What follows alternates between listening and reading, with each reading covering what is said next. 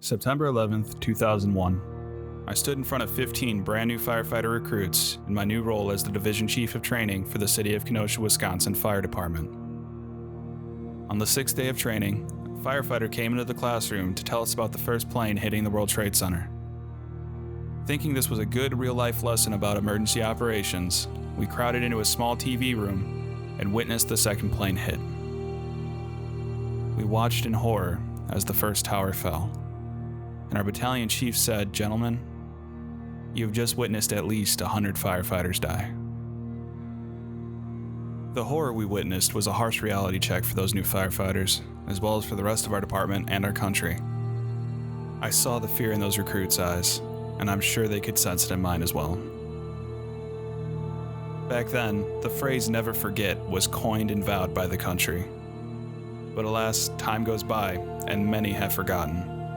Many of my Fire Academy students this semester were either not born or were just toddlers at that time.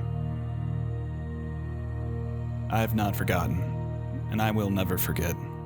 I will continue to educate our incoming first responders about the heroism and sacrifice made by the 343 FDNY firefighters who died doing their job that day, without question or hesitation. We see first responders going into harm's way every day.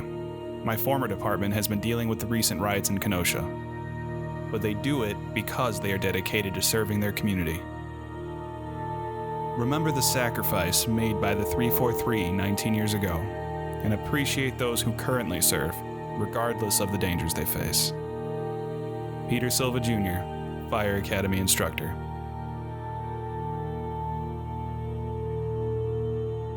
Clocks ticking, alarms ringing. People waking up to get on with their day. Some kissing and hugging goodbye, others in mid-quarrel, avoiding their eyes, turning their heads. Life is busy. Before you know it, you are running to get to some place, trying to beat the time you race with every day. Then one day, there is no more racing. The clock stops ticking. It was on this day smoke filled the air, filled our lungs, and fed our rage and sorrow. A spontaneous nightmare in mere daylight. It wasn't the fall of the buildings, a bare spot in the skyline, or a sudden lack of a flying machine. It was the absence of mothers, of fathers, daughters and sons, husbands and wives. It was the silence of their voice, their laughter, their touch, and their joy. Lives and dreams extinguished in seconds. Life is a beautiful thing, trapped in a world in which people have no thoughts on consequence, sympathy, peace, or love. The action of one or a few can be as much of a blessing as a curse. There is no point to run aimlessly, consuming your life.